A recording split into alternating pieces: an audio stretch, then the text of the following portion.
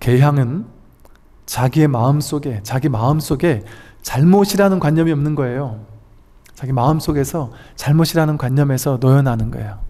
잘했다 잘못했다라는 어떤 그런 상에 머물지 않는 거죠. 자기 마음속에 잘못이 없고 악함도 없고 질투도 없고 내 마음속에 선악이라는 것 자체가 사라져버린 거예요.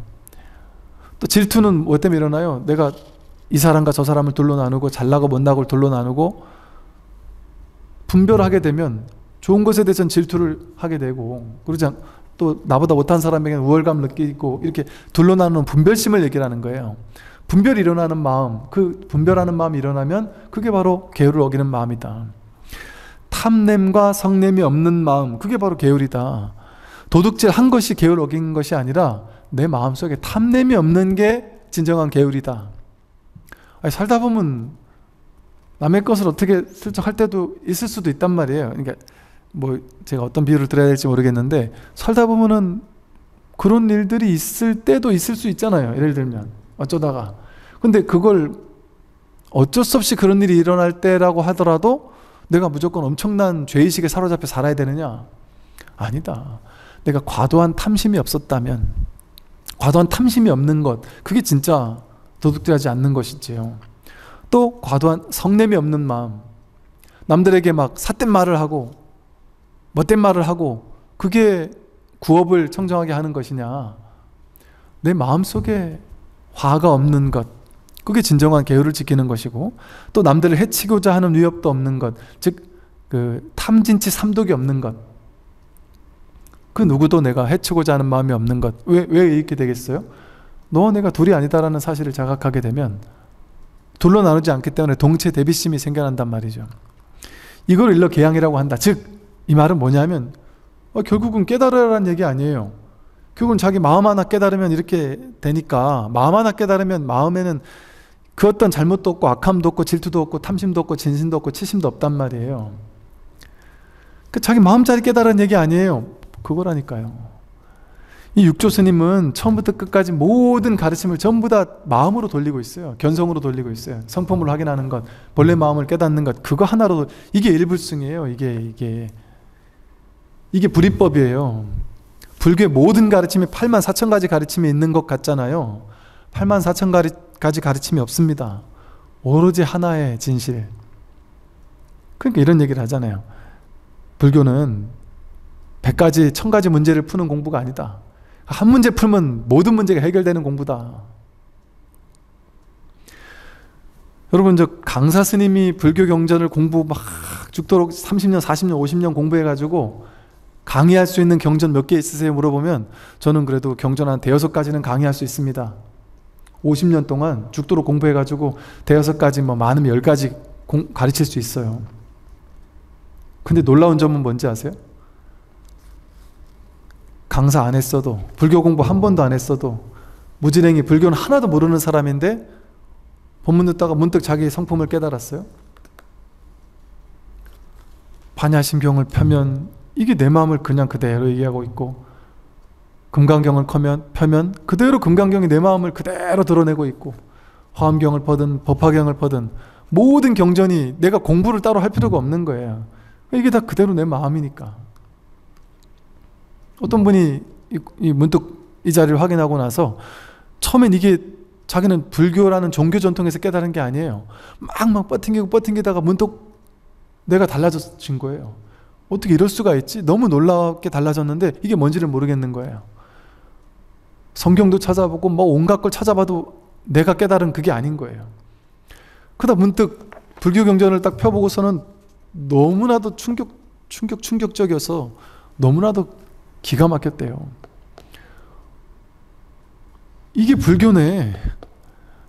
어떻게 2000년 전에, 2500년 전에 석가모니 부처님이 이것을 깨닫고서 이렇게 쉬운 말로, 나는 이것을 내가 확인하긴 했지만 이걸 말로 도저히 말을 못하겠던데 이렇게 자상한 언어로 이렇게까지 설명해낼 수 있었지? 막 소름이 막 쫙 끼치더라는 거예요.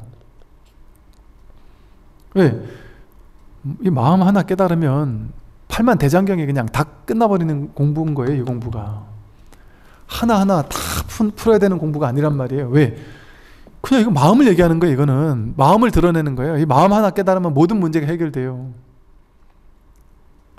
그러니까 계향도 자기 마음을 얘기하는 거고, 정향도 자기 마음을 얘기하는 거고, 해향도 자기 마음을 얘기하는 거예요. 왜? 이 마음자리에는 계율을 지키고 어기는 게 따로 없어요. 내가 깨닫기 전에는 내가 하나하나 계율을 지켜야 하는데, 깨닫고 나면 내가 뭔 일을 해도 뭔 짓을 해도 다 계율이 나를 쫓아오더라, 이런 말이 있거든요. 큰 스님들이 하나하나 계율을 지키려고 막 기를 쓰고 애를 쓰겠어요? 그냥 자유롭게 사는 거예요. 계가 뭔지도 몰라요. 얽매이지 않는단 말이에요. 자유롭게 산단 말이에요. 그런데도 하나도 계율에 어긋나지 않는 삶을 사신단 말이에요. 뭐 물론 겉으로는 어긋날 수도 있어요. 그리고 우리 옛날에 큰 스님들 얘기 들어보면 큰 스님이 막 그냥 스님들의, 석가모니 부처님의 계율을 따지면요, 스님들은 저작거리에 나가가지고 저작거리에서 사람들이 막 춤추고 노래하는 그 옆에 가 있으면 안 돼요. 근데 깨달은 스님들은 어때요? 저작거리 가서 막 춤추고 노래 부르면서, 원효 스님만 해도 벌써 막 무예가를 만들어서 부르면서 무예행을 했고, 근세에 있었던 많은 선지식 스님들 보면 막 그냥 시내 다니면서 막걸리 같이 먹으면서 시장에 다니면서 그 시장에 있는 사람들을 같이 구제하면서 그러면 살던 스님들 얘기가 얼마나 많아요. 그 스님들을 우리가 계율 어겼다랍니까? 안 그래요. 왜? 그분은 계율을, 마음의 계율, 자성을 깨달았기 때문에 그 계향이 본래 구족되어 있는 분인 거예요. 그러니까 그분은 뭘 하더라도 그분은 계율을 어기게 된 게 아닌 거죠, 쉽게 말해. 그렇다고 해서 마음을 깨치지도 못한 사람이 그냥 그런 거 흉내내는 식의 그런 막행막식을 하면 당연히 안 되겠죠. 분명히 자기 마음을 깨달았을 때 그렇다는 거죠. 그 마음을 깨닫고 나면 계향이 저절로 구족되는 거죠. 정향도 마찬가지예요. 우리가 깨닫기 전에는 앉아서, 정향은 뭐냐면 마음의 분별망상을 멈추고 생각을 멈춰서, 생각과 분별망상을 멈추니까 마음이 고요해지잖아요. 선정, 정이 닦인단 말이에요. 정, 고요함. 마음에 산란함이 없어요. 고요해져요. 분별망상이 없으니까. 그러니까 우리는 정을 닦기 위해서 뭐 해요? 정을 닦기 위해서 앉아가지고 올라오는 생각을 막 찍어 누르고 생각을 없애려고 막 기를 쓰고, 그러면서 마음을 고요하게 만들려고 막 애써서 노력하잖아요. 애써서 노력하다가 겨우 삼매를 체득해서 내가 마음이 고요해졌어요. 야, 성공했다. 내가 체험했다. 그럼 뭐 합니까? 나오면은, 그 삼매에서 나오면, 선정에서 나오면 또 사람들과의 관계 속에서 똑같이 마음이 흐트러진단 말이에요. 그걸 우리는 선정이라고 생각해서 그 선정을 닦으려고 노력하고 살았단 말이죠. 근데 육조 스님은 그걸 정향이라고 하지 않았습니다. 뭘 정향이라고 했느냐? 모든 선한 경계와 악한 경계의 모습을 보고 자기 마음에 혼란이 없는 것을 일러 정향이라고 합니다. 이 말은 뭐겠어요? 선한 경계, 선한 생각이 올라오면 선한 생각, 악한 생각이 올라온단 말이에요. 그럼 선은 붙잡고 악은 버리려고 하는 취사 간택심을 일으키느라고 우리는 마음이 혼란스러워요. 정에 들지 못하고 고요함에 들지 못하고 마음이 혼란스러웠어요. 좋은 거는 취하고 싫은 건 버려야 되니까, 취사 간택해야 되니까. 좋은 걸 취해야 되는데 가져지지 못할 때 괴롭습니다. 화나고, 싫은 걸 버려야 되는데 버려지지 않을 때 괴롭습니다. 마음이 고요하지 못하단 말이에요. 이 취사 간택심, 둘로 나누는 마음에서 선정이 깨지는 거예요. 그런데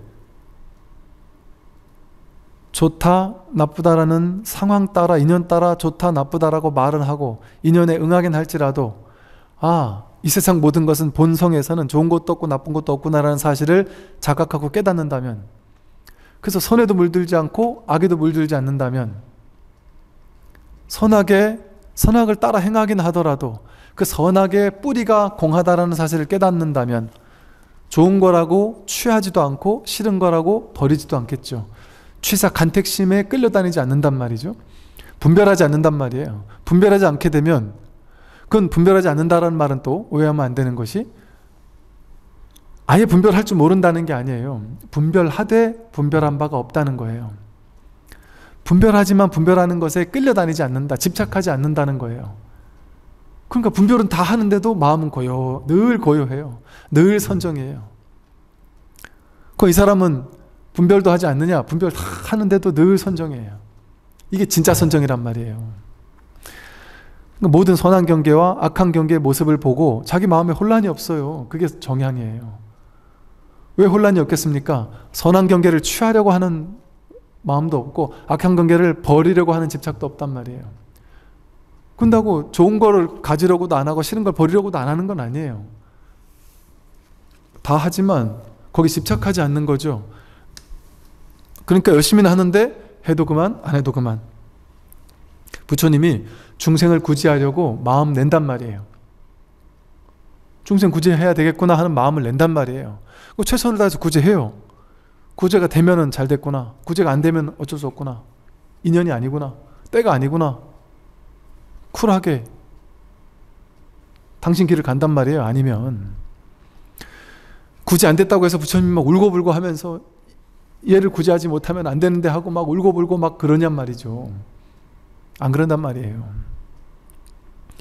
분별하되 분별함이 없이 분별하는 것, 그게 진짜 정이다.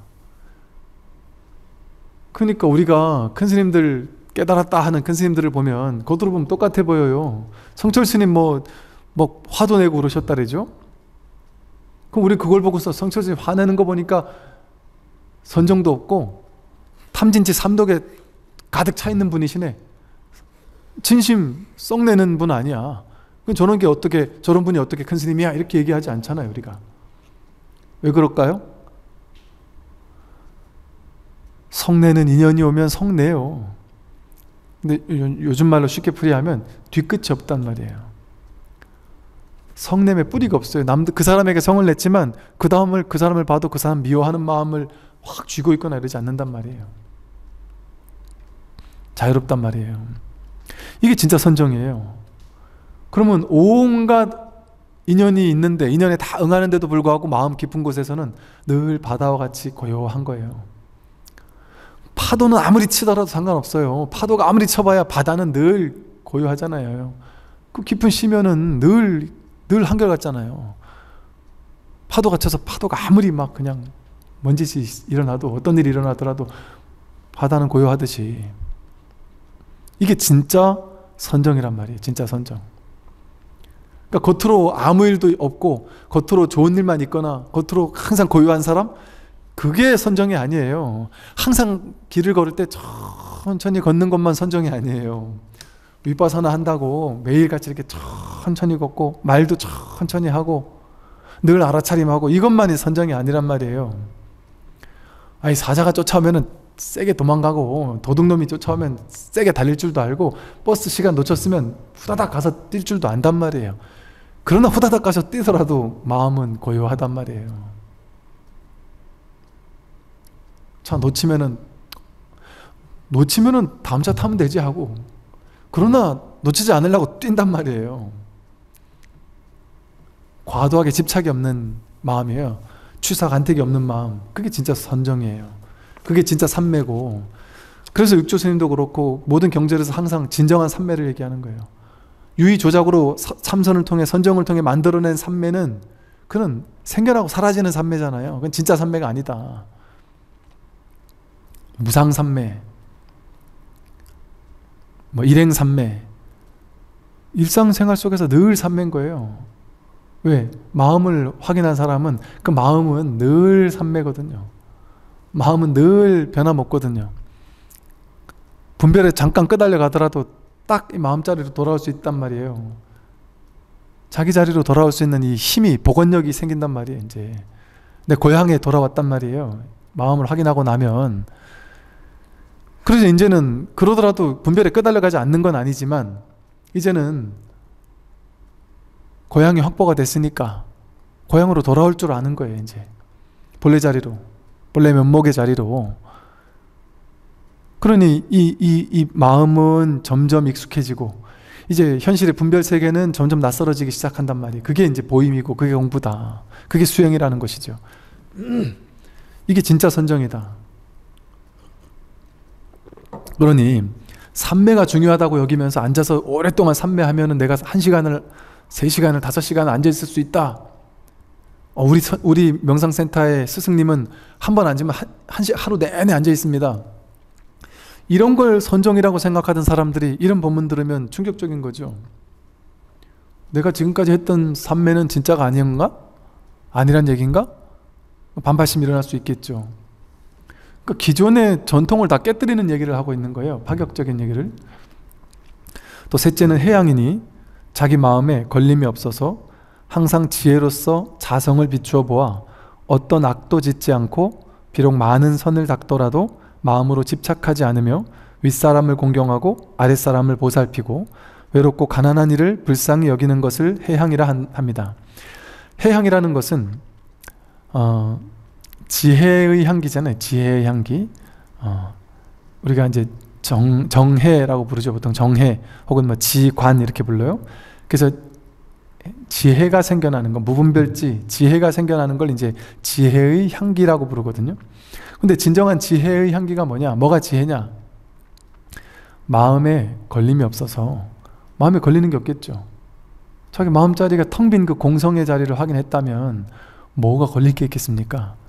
그 바탕은 거기에 걸리더라도 그게 인연 따라 왔다 간다는 것을 분명히 아는데 거기에 걸릴 필요가 있겠어요? 겉으로는 인연에 다 응하지만 그 뿌리에서는 근본은 내가 딱 중심이 서 있단 말이에요. 움직이지 않는 부동심이 딱 중심이 서 있단 말이죠. 그러니까 마음에 걸림이 없죠. 어떤 일을 최선을 다하지만 돼도 그만 안 돼도 그만이에요. 그냥 걸림이 없는 거예요. 해도 그만 안 해도 그만 돼도 그만 안 돼도 그만 최선은 다하지만 될 수도 있고 안 될 수도 있고 미래에 대한 어떤 반드시 이렇게 돼야 되라는 생각이 없으면 어때요? 늘 지금 자유로운 거예요. 걸림이 없어요. 자기 마음에 걸림이 없어서 항상 지혜로서 자성을 비추어 보아 늘 지혜로서 자성을 비추어 본다. 늘 자성자리에 뿌리 내리고 있다. 늘 이 자성에 안주하고 있어요. 자성. 이게 본뿌리라는 사실을 확인하고 있다. 그러니까 어떤 악도 짓지 않고 어떤 악도 짓지 않아요. 그리고 비록 많은 선을 닦더라도 마음으로 집착하지 않아요. 선을 아무리 닦아도 그 선이라는 생각도 없고 악이라는 생각도 없단 말이에요. 선이라는 내가 선을 지었지 하는 상에 매이지 않는단 말이에요. 내가 복을 지었다라는 허상에 매이지 않는단 말이에요. 그러니까 무주상보시를 하는 거죠. 잘해도 잘했다는 생각도 없고 못해도 못했다는 것도 없고 선악이라는 분별에 끄달려가지 않는다.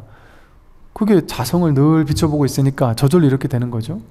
저절로 악도 짓지 않고 선을 닦더라도 마음으로 집착하지 않으며 또 이 자성자리에 늘 이렇게 있으면 너와 나라는 분별이 사라지잖아요. 일체가 텅 빈 이 자성의 한마음이라는 사실을 자악게 되니까 그러고 나서 다시 현실로 돌아온단 말이에요. 깨닫고 나면 도인으로 사는 거 아니에요.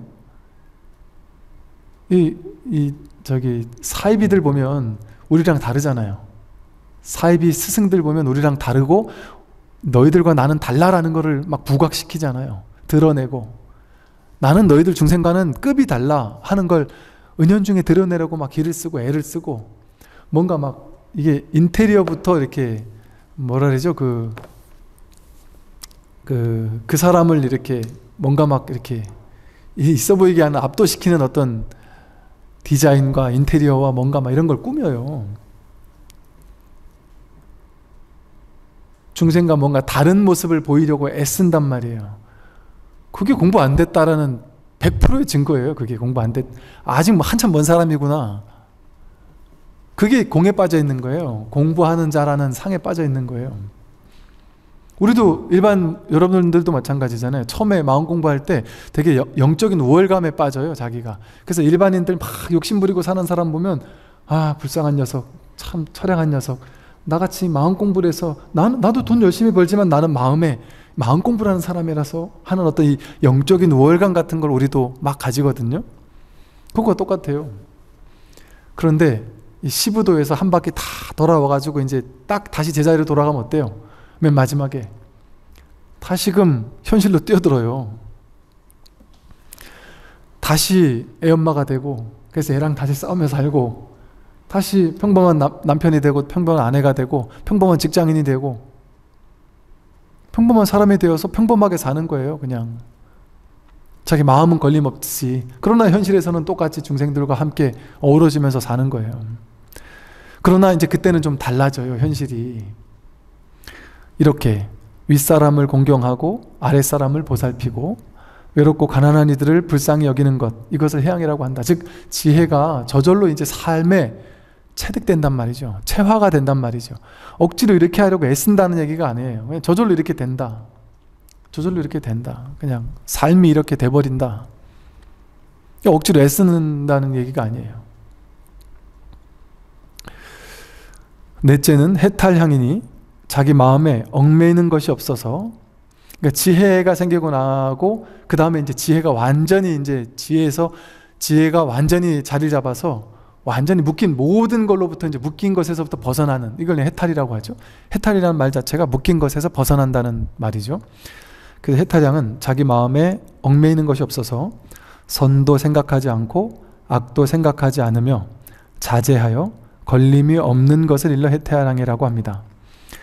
마음에 이제 더 이상 걸리는 게 이제 없어서, 완전히 없어서 이제는 뭐 선도 생각하지 않고 악도 선악이다라는 이런 뭐 굴레 이런 것 자체에서 완전 노연한단 말이죠.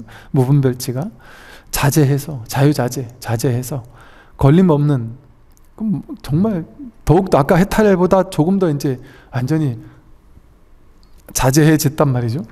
그 완전히 걸림 없어지는 것, 이것을 해탈향이라고 하고 나서는 이제 마지막으로 또 해탈이 딱 끝나는 게 아니라 해탈직연향이라 그래요.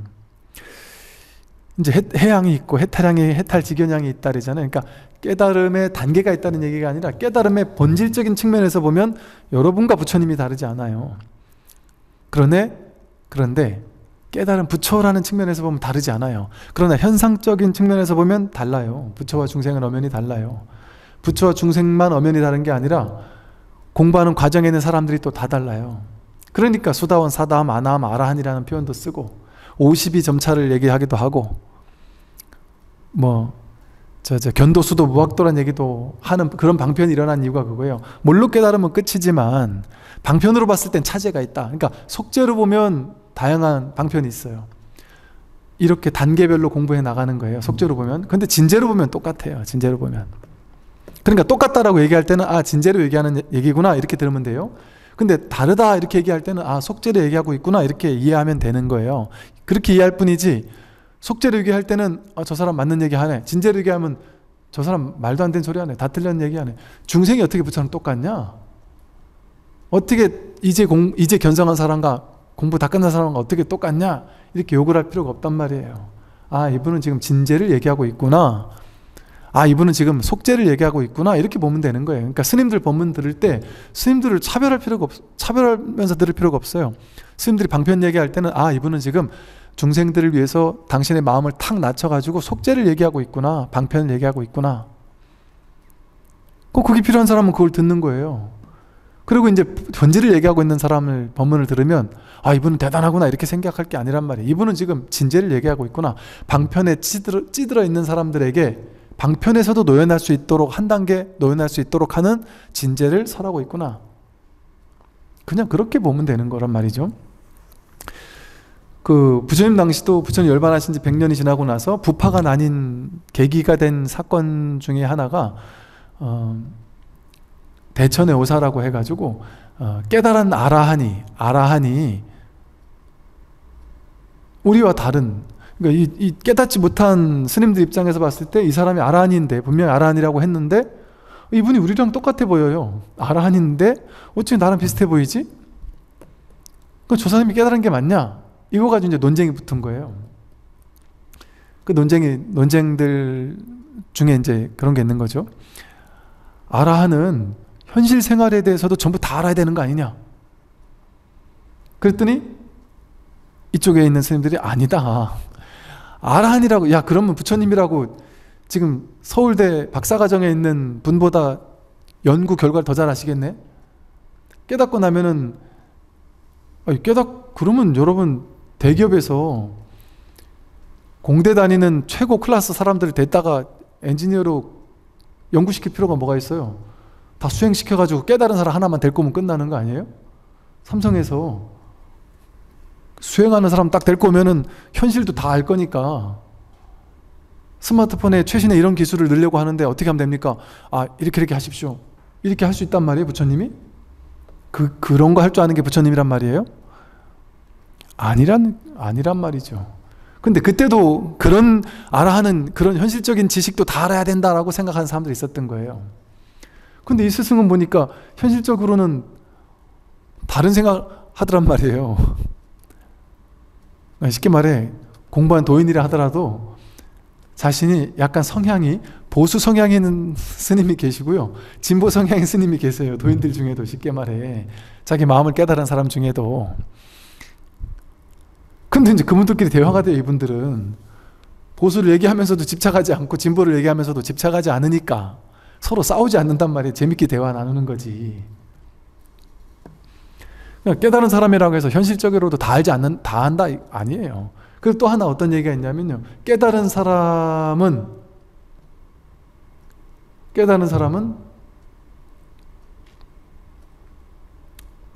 뭐더라?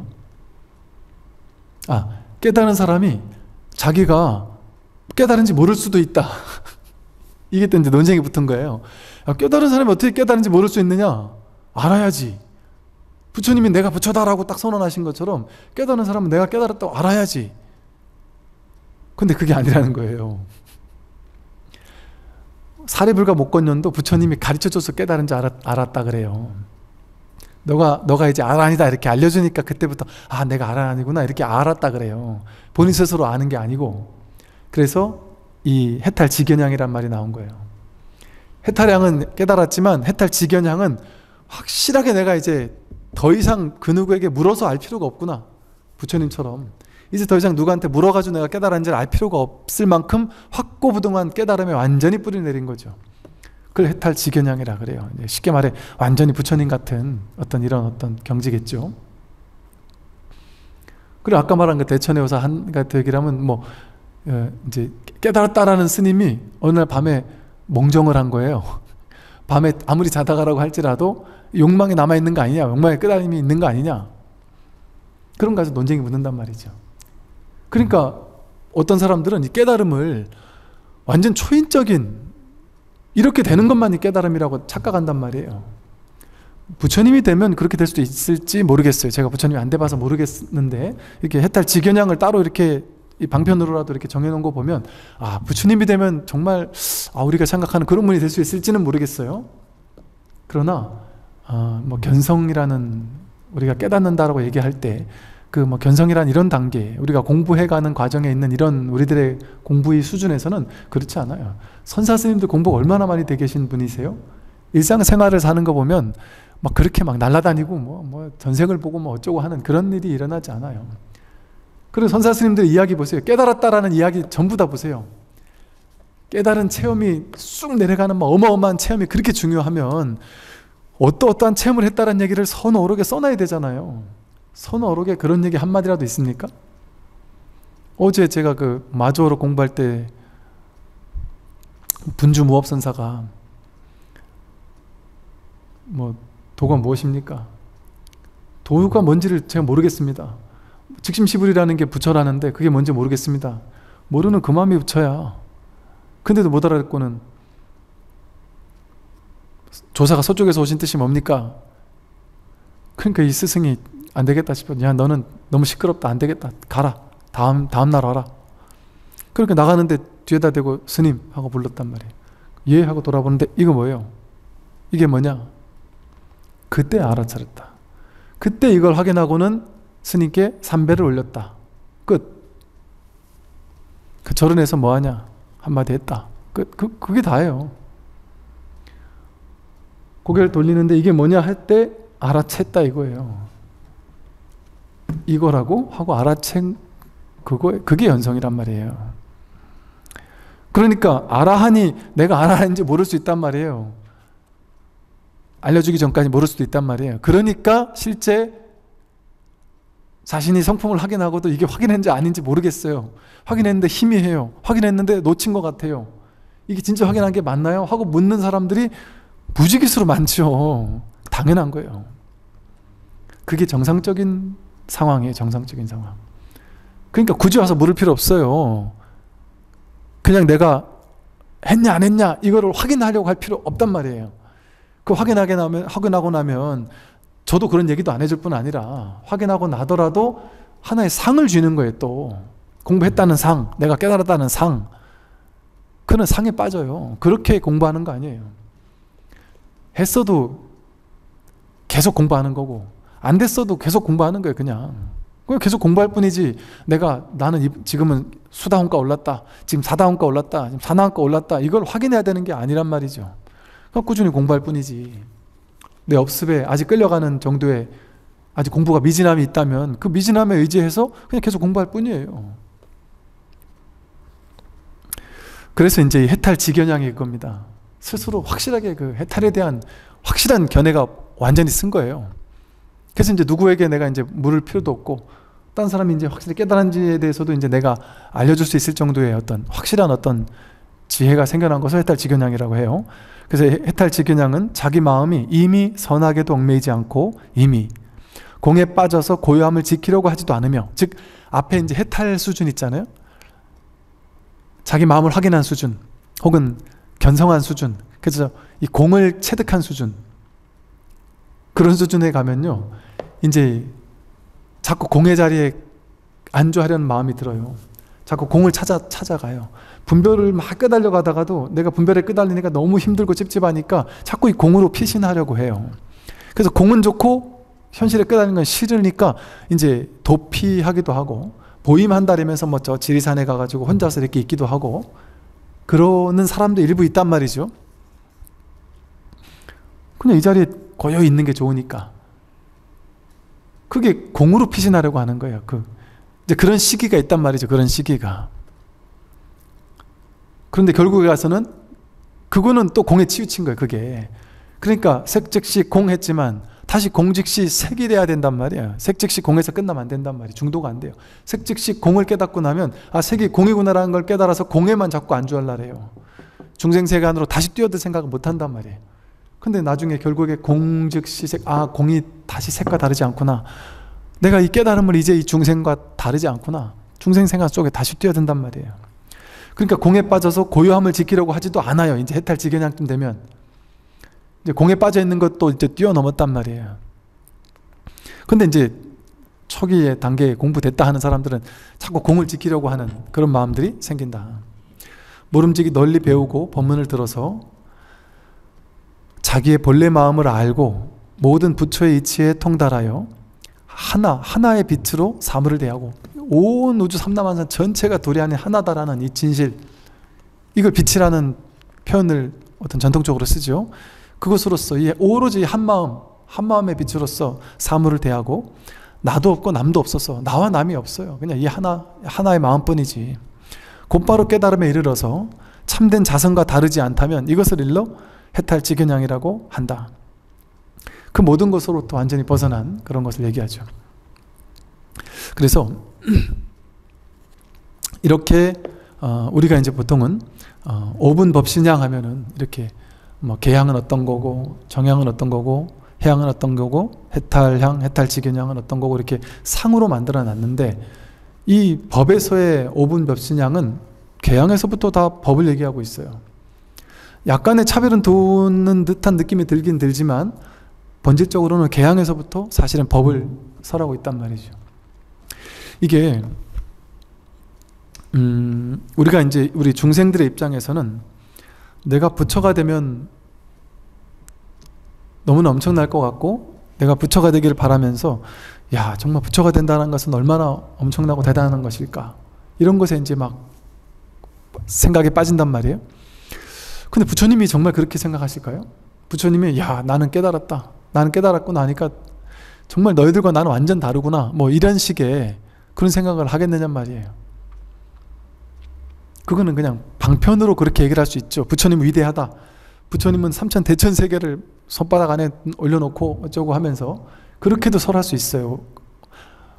대단하기로 따진다면 금강경에서 말하듯이 이 법을 깨닫는 것은 사국의 하나를 수지독성하는 것만으로도 삼천 대천 세계 전체를 칠보로서 장엄하는 것보다 훨씬 더 뛰어나고, 그 어떤 산수적 비유로도 미치지 못한다라는 정도의 과장을 할 수도 있어요.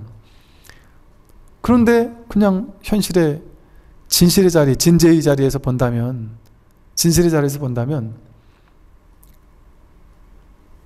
지금 모든 사람이, 일체 중생이 부처님과 한 티끌도 다르지 않고 똑같이 부처를 쓰고 있고, 똑같이 지금 이 부처를 써서 지금 이 말을 듣고 있고, 숨을 쉬고 있고, 이렇게 살아있고, 아까 아침에 먹은 밥을 소화시키고 있고,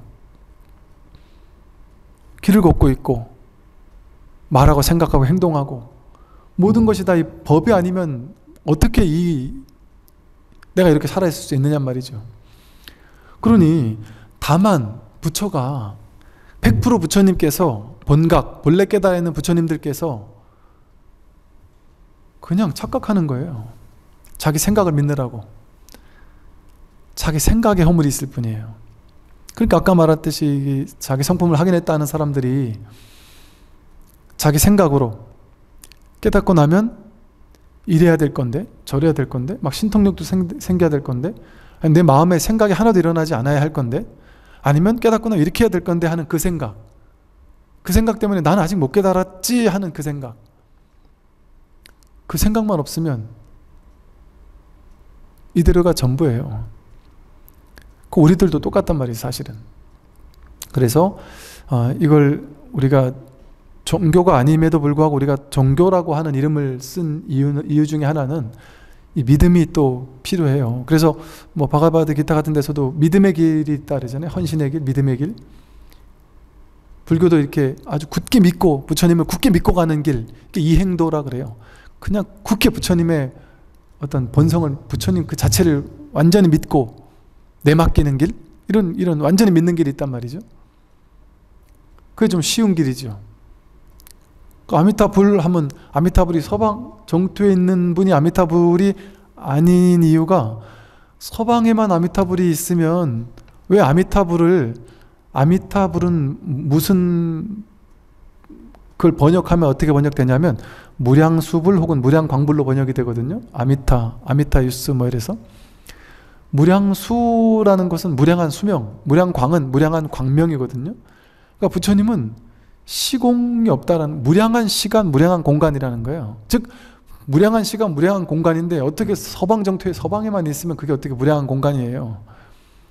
시공을 초월해서 법신으로 편만에 있는 분이 무량수불이고 무량광불이라는 거거든요. 아미타 부처님이. 그 본래 불인 아미타 부처님이 나란 말이에요. 지금의 나란 말이에요. 그래서 불자들이 내가 진짜 힘든 일이 생겼을 때, 내가 막 깊은 우울증에 빠졌을 때, 아니면 어떤 내가 도저히 이겨낼 수 없을 만한 큰 사건 사고 때문에 막 괴로워할 때, 뭐 어떤 재판 때문에 힘들 때, 별의별 분들의 이야기들을 저는 이제 이게 다 듣게 돼요. 또 제가 또 군에서 나오니까 더 다양한 이야기들을 접해서 정말 그 간접 체험을 많이 하는 것 같아요. 어떤 분은 심지어 무슨 전 또 그런 얘기도 들어봐요. 무슨 재건축을 하는데 거기에서 뭐 어떤 이쪽과 저쪽이 뭐 막 얘기를 저는 그 뭔 얘기인지 모르겠는데 한참 얘기를 안 들을 수 없으니까 그냥 다 듣고 나는데 뭔 얘기인지 모르겠더라고요. 근데 그런 이야기, 뭐 별의별 현실적으로는 막 온갖 복잡다단한 모르는 이야기들이 얼마나 많겠어요. 그 무수히 많은 사건 사고들, 또 무수히 많은 괴로운 일들, 그런 게 일어난단 말이에요. 우리는 살다 보면 엄청난 충격적인 일들도 일어나고 한단 말이에요. 그러나 이게 신앙으로 접근해 본다면, 이 종교로서 접근해 본다면, 그러나 걱정하지 말라는 거예요. 걱정하지 말고 자기를 믿으라는 거예요. 자기라는 진짜 불을, 자불, 자기라는 부처를 자불이라고 불려요. 자성불이라고도 그러고, 자기라는 이 진짜 부처를 믿고서 부처님에게 완전히 내맡겨라. 이거 지금 이행도거든요. 부처님을 완전히 믿고 부처님께 모든 걸 맡겨버려라. 왜? 내가 부처니까. 나는 지금 생각으로 이게 잘 될까? 이건 생각이잖아요. 이거 잘못되면 어쩌지? 이거 망하면 어쩌지 하는 생각이 막 올라서 나를 괴롭히잖아요. 그때마다 그 생각을 쫓아가니까 우리 괴롭잖아요. 잘 될까라는 생각이 올라올 때마다 부처님께 탁 맡겨라 하는 건 뭐예요? 잘 될까라는 생각이 잘 되지 안 될지 어쩔지 하는 괴로움을 따라가지 말고 그냥 부처님께 탁 맡겨라는 건 뭐예요? 분별을 탁 놔버려라는 얘기예요. 분별을 탁 놔버리면 그 자리가 부처예요. 삶이 부처예요. 법계가 부처예요. 우주 전체가 부처예요. 내가 지금 이 사건 때문에 재판에 들어가 있어서 이게 잘 될지 못 될지 괴로워 죽겠어요. 그런데 나도 부처고 이 사건도 부처고 판사님도 부처고 변호사도 부처고 저놈도 부처고 나를 모함하는 그 사람도 부처란 말이에요. 전체가 부처예요. 근데 내가 생각을 가지고 어떻게든 내가 할 수 있는 노력은 현실적으로는 최선을 다해서 하되 결과는 맡겨라는 거예요. 결과는 현실은 현실대로 하되 내가 할 수 있는 만큼만 최선을 다해서 하는 거예요. 그냥 최선을 다해서. 그리고 결과는 내일이 아니에요. 결과는 이 전체라는 부처님 있잖아요. 무량소 무량광불 판사 저 사람 나를 모함하는 사람 나를 좋아하는 사람 모든 사람 전체와 연결되어 있는 이 하나의 한마음이 부처란 말이에요. 적도 없고 아운도 없어요. 이 진짜 법에는. 그러니까 내가 어떻게 하면 될까요? 내가 조금 더 그냥 다른 유의 조작해서 답이 안 나와요. 재판에서 질 사람은 뭔 짓을 해도 져요. 이길 사람은 뭔 짓을 해도 이기고 내가 죽을 때가 되면 수천조 가지고 있는 부자라도 최고의 전 세계 최고 가는 의사를 데리고 와도 내가 죽을 때가 되면 죽어요. 살려면 총을 맞고 칼을 맞아도 밀림 속에서도 혼자 살아나요. 아무런 의학적 조치를 취하지 않아도 자연 치료력이 그 사람을 살려내요. 법계가 하는 거예요. 법계가. 법이 하는 거예요. 법이. 진실이 진리가. 내가 바로 그 진리와 둘이 아닌 하나란 말이에요. 그런데 나는 따로고 너 따로고 적 따로고 부처 따로고 중생 따로고 다 따로라고 생각하는 그 생각이 분별망상이고 그 생각을 믿으면 진리와 멀어지는 거예요. 진리와 자꾸 멀어지는 걸 내가 자꾸 조작으로 만들어내는 거예요. 그럼 뭐가 진리와 가까워오는 삶일까요? 생각을 믿지 않는 거예요. 생각을 따라가지 않는 거예요. 생각으로 잘 돼야 되는데 어떻게 저놈한테 이길 수 있지? 어떻게 해야지만 내가 이 재판에 이길 수 있을까? 그거를 생각이 필요할 땐 생각을 해서 최선을 다하는 건 좋은데 결과는 완전히 맡겨버린다. 그러면 내가 분별을 따라가지 않고 진실을 따라가잖아요. 분별을 믿지 않고 그냥 진실의 모든 걸 맡겨버리잖아요. 완전히 맡기는 거예요. 맡기면 이기겠지 하는 게 아니에요. 지면 그것도 부처님 뜻이겠지.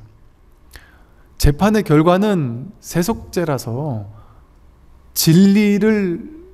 재판의 결과보다 더 큰 게 진리예요. 쉽게 말해. 재판은 안 좋은 쪽으로 재판 날 수 있지만 진리는 나를 포기하지 않는다니까요. 나를 버릴 수 없다니까요. 내가 진리기 때문에. 재판에서 지면 우리는 큰일 날 줄 알지만 재판에서 져도 괜찮아요. 심지어 여러분 죽어도 괜찮아요. 왜 그럴까요? 어차피 죽을 거니까. 태어난 모든 건 어차피 죽을 건데 죽는 게 왜 무서워요? 어차피 죽음으로 돌아갈 건데 100% 명명백백하게 다 죽을 건데 살면서 실패한다? 망한다? 재판에서 진다? 뭐가 문제예요 그게? 더 큰 진실이 나를 딱 버티고 있는데 그 물결이 이렇게 치든 저렇게 치든 무슨 상관이냔 말이에요. 내가 바다라는 본질에 딱 뿌리 내리고 있다면 굳은 믿음으로 완전히 내맡길 수 있다면 그래서 실제로요 이 믿음의 길이 이 신앙의 길, 믿음의 길이 중요한 이유는 뭐냐면 완전히 믿고 맡기는 사람은 두렵지가 않아요. 그러니까 이걸 이제 우리는 우스갯소리 이런 식의 표현을 하죠. 일반 불자들이 그러잖아요. 저는 부처님이라는 든든한 백이 있어요. 제가 아는 어떤 보살님 그러세요. 이분은 마음 공부, 깨달음 이런 거 별 관심 없어요. 그냥 순수한 신심이 있어요. 그분은 그냥 모든 거 부처님께 완전히 맡기고 살아요. 잘되고 잘못되고를 통으로 부처님께 완전 맡겨버려요. 완전히 본래 부처님에게 완전히 맡기고 살아요. 그러니까 그분은 그냥 늘 삼매예요. 늘 삼매. 일이 좀 안 풀려도 다 부처님의 일이다. 부처님의 일이니까 알아서 하실 거다. 모든 흥망성쇠는 다 있거든요. 어디나 낮과 밤이 있듯이 좋은 일도 있고 나쁜 일도 있거든요. 좋은 일 있다고 해서 부처님 믿으니까 좋은 일 생겼어 하고 좋아했다가 나쁜 일 있으니까 부처님이 날 배신했어 하고 괴로워하고 이러지 않는단 말이에요. 분별이 없어요. 그냥 진리에는. 그러니까 이 분별 없는 진리를 완전히 믿고 맡기니까 이분은 깨달음 관심 없어요. 그런데 그냥 부처님께 모든 걸 완전 맡겨버리니까 아무런 걱정이 없어요. 두려움이 없어요. 난 죽고 나도 부처님께서 날 알아서 하실 것이다. 내가 부처니까. 어떻게 돼도 다 부처님 일이다. 내일은 내일이라는 건 없다. 난 오로지 부처님께 완전히 믿고 맡겨버린다. 그러고 살면 자유롭다니까요. 그 맹목적 순수한 신심이 진짜 법으로 가까이 갈 수 있는, 성큼 내디딜 수 있는 또 다른 하나의 길이에요. 이게 어찌 보면 이행도예요. 아주 쉽게 가는 길.